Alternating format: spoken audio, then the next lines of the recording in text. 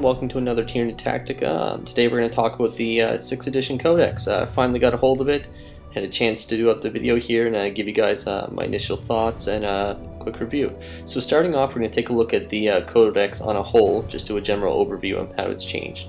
So my initial thoughts after reading this Codex are the following. One of the huge strengths definitely is the Hive Tyrant. In this edition he's got a huge boost, gained a ballistic skill, he's now mastery level 2. I will go over him a bit more in detail later, but overall he's definitely one of the obvious strengths to the new Codex. Another is that we now have stronger anti-air, and the fact now that we have the Crone, who has a solid strength 8 vector strike. We'll be discussing the new units more in our next video, but we're just going over the general pluses of the new Codex. And also, speaking on the Crone, the new units are a plus, I think. The only one I'm kind of iffy about is the Harusperex. I think that's slower, but again, I'll go over the units in more detail once I get some play testing done with them as well. I have played one game so far with this Codex. I must say it was a good game. I enjoyed it, but I definitely need to get some more games in to really see how it plays. So keep in mind, these are just my opinions after reading what's on paper here, so if you disagree with anything, feel free to comment on it. It's just to help give you general overview if you haven't had a chance to read it or play against it or play with it. So another one of the huge strengths is the cost changes in the Codex, most notably the monstrous creatures. I'd say over 75% of the monstrous creatures from our previous Codex got a huge price drop. There's a couple that kind of got nerfed, but we'll speak more on them a bit later. But overall though, the strengths, they're pretty good. It's not too bad, but moving into the weaknesses, one of the huge things that stands out to me, and I really wish they fixed up for this Codex, is the fact they really didn't do much to fix the internal balance.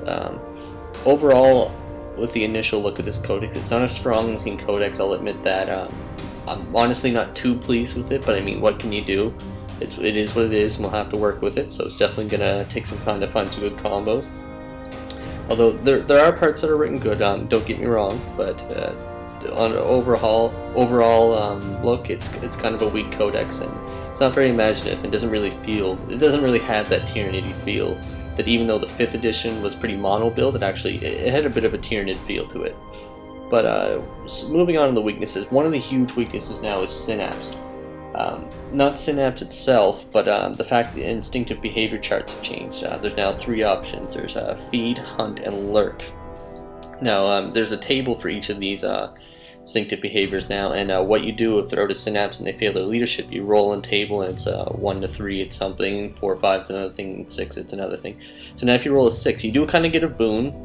It could be getting rage, or I think 1 gives preferred enemy, but now rolling the 1 to 3 you actually take some bad options now, such as say you had a large unit of Hormigons with feed, you roll the 1 to 3, they feed on themselves, so they just deal a bunch of hits, so that kind of sucks, and Synapse is that much important now.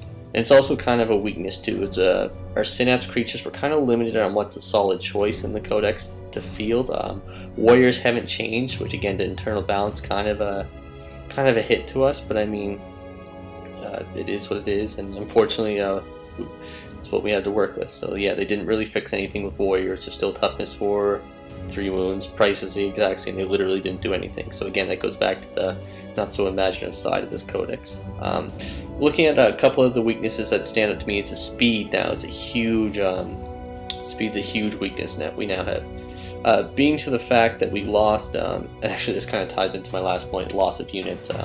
So I guess we'll start with that. We lost the Mycetic Spore, which it's a huge setback to us, and again goes back to not being very imaginative when it comes to Tyranids, being that the Mycetic Spores kind of have the Tyranids drop into the planet for invasion.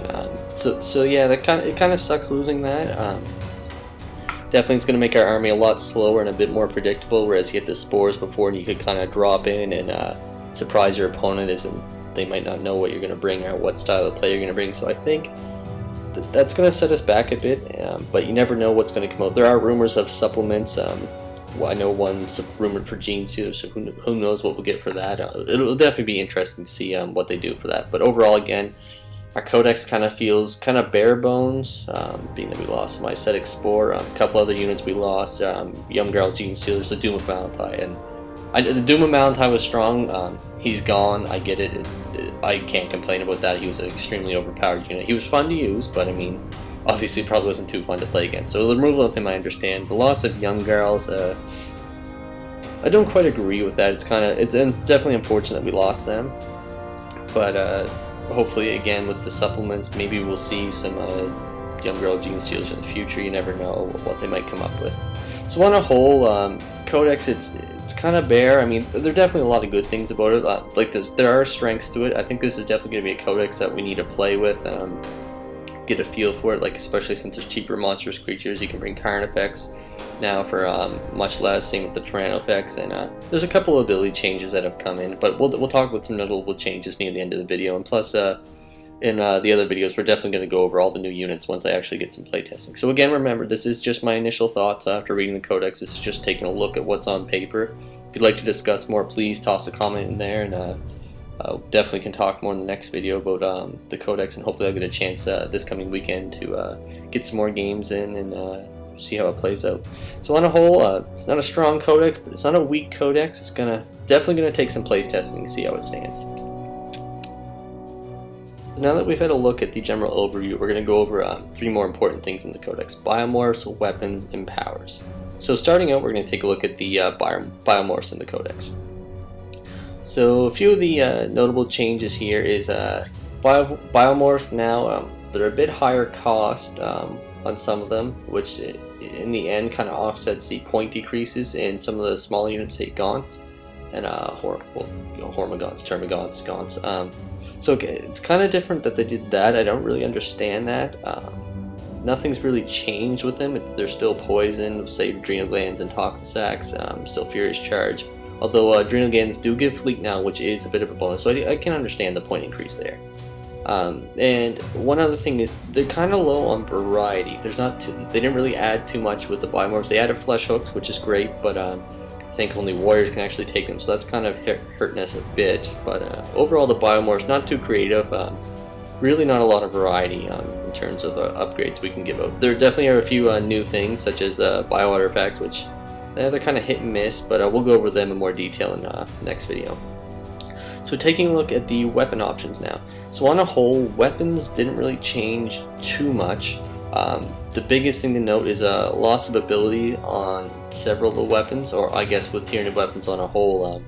Sliding Talons no longer let you reroll, and our weapons are now treated the same as, say, rulebook, like considered to get a +1 attack by having 2 sets of weapons. So if you had Rending Claws and Sliding Talons, that counts as giving a bonus attack, but you need 2 sets. So that kind of sets us back a bit, and you actually have to choose which weapon you want to use. It kind of stinks a bit that way. There are some minor point changes here and there with a few weapons, and there are a couple new weapons, like the Hive Guard got their new shock cannon, which when compared to the Impaler cannon, it's not so great of an option. It's a haywire blast, but Hive Guard lost a ballistic skill, which we'll talk about that later. But on a whole, weapons, not much variety again, not really much change. It doesn't feel too flavorful. Now, Psychic Discipline. Now this one is where it gets kind of interesting.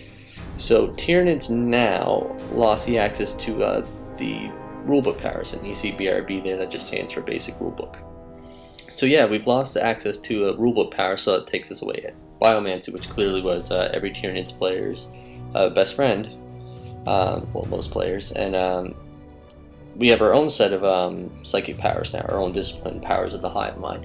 I was kind of disappointed at this at first, but after getting a look at the our own personal powers and actually getting one game in and seeing how they play out, I'm not blown away by them, but honestly it could be worse. There's some good ones in there. Catalyst now gives Feel No Pain to the caster and a unit.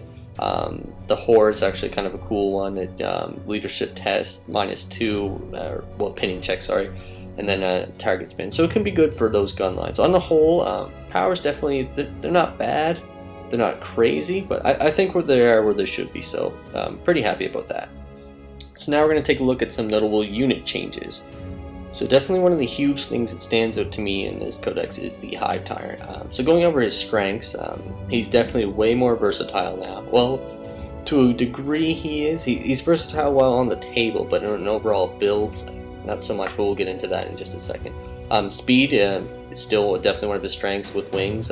He's now mastery level 2, which is excellent. It sucked having 2 powers before and having to always choose one from one. And there's actually a few good of our powers from the hive mind, such as paroxysm. It's a D3, minus D3 to weapon skill, ballistic skill to the target. It's a malediction now, so no longer taking up any of your shooting attacks. So that's great. So the Hive Tyrant definitely can, have some great abilities there. His cost, he's now, I think, with wings and the Brain Leech Devours, I think he's 35 points cheaper. I can't remember off the top of my head, but it's around 30, so it's definitely huge. And he's also now ballistic skill 4, so it's excellent. Looking at the weaknesses, though, into this codex, the really only things he lost from 5th to 6th is he no longer has the option for Armament Shell, which I think is really weird, because it really kind of takes away from walking Hive Tyrants. I know they do it, I think they're just trying to push the Tyrant Guard, which is understandable, but I mean, definitely is kind of a hit to those players who like to walk their Hive Tyrant instead of flying them.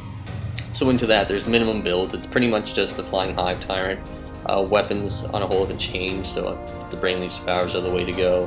And one other thing is the nerfed abilities with him. Hive Commander no longer lets you add one to your reserve. It only lets you do the Oak Flank. I think they got a bit cheaper though, but still, Old Adversary is no longer a preferred enemy.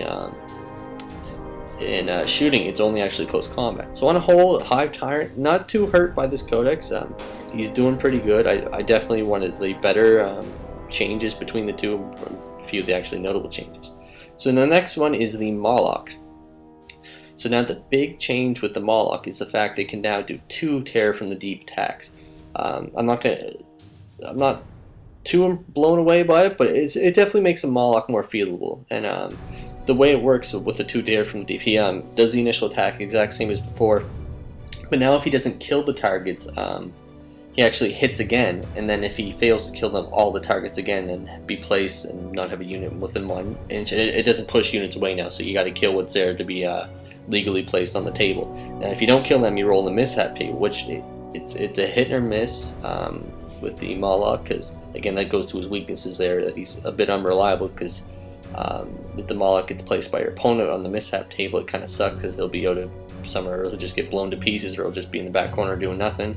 Or again, he could die. But the good thing is, if you do get the back into ongoing reserves, he can come and attack again. So it's kind of a hit or miss.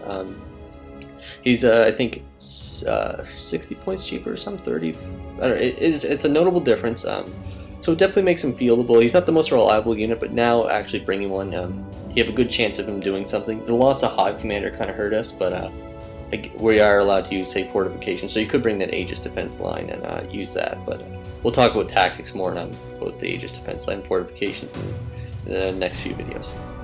Yeah, overall, kind of happy with the Moloch's changes. I'm definitely going to try him out more. I used him in the one game I did play, and he did pop up, destroy Chimera, and he didn't do too much other than that. But I mean, he's a hit or miss. He's definitely going to be a lot funner to use now. So I'm definitely looking forward to maybe fielding 1 or 2 of them and see how they play. They're definitely going to be a nightmare for Horde armies, but then again, it depends on your local meta and where you play to really see how that's going to come into effect. But overall, pretty happy with the Moloch. Definitely one of the boosts between the 2 codex. Now, one of the huge changes in between the 2 codex, not so much huge, but a definite plus between the 5th and 6th edition codex, is the Carnifex. Carnifex now is, I think, 70 points cheaper, 60 or 70. Sorry, I don't have the codex here on me right now while I'm doing the video, but it's about that, about around there for points difference. But yeah, it's definitely a huge boost for the Carnifex. It actually makes him fieldable now for what he's capable of. So other than that, there's not too much changes with him. Still running strong at strength 9, and still solid choice with the Brain Leech Devours. Now, the one strength too is there's actually a couple options to run a Carnifex with now, being that they're a bit cheaper. So there kind of are a few good choices with the Carnifex now.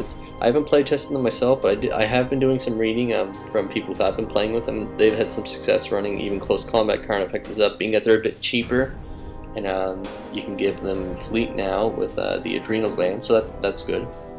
Weaknesses, again, he's only 4 wounds, so he can get taken down a bit easier, and speed still is kind of a bit of a weakness, but not so much. I'd still say it's a bit of a hindrance to the current effects myself, but again, I haven't really used him since then, so time will tell. See if I change my mind about that. But overall, current effects definitely got a huge boost between the two codexes with the point reduction.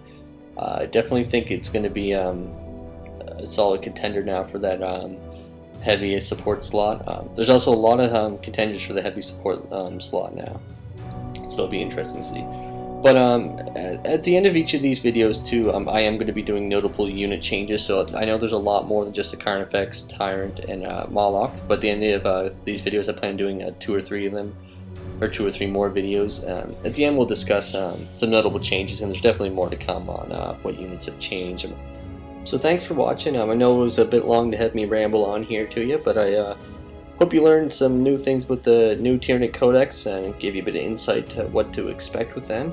So please stay tuned for the next video. We're going to go over the new units and some of the changes, such as the addition of bio artifacts and a couple other changes. So please subscribe, like our video, and thanks again for watching. So stay tuned for part 2.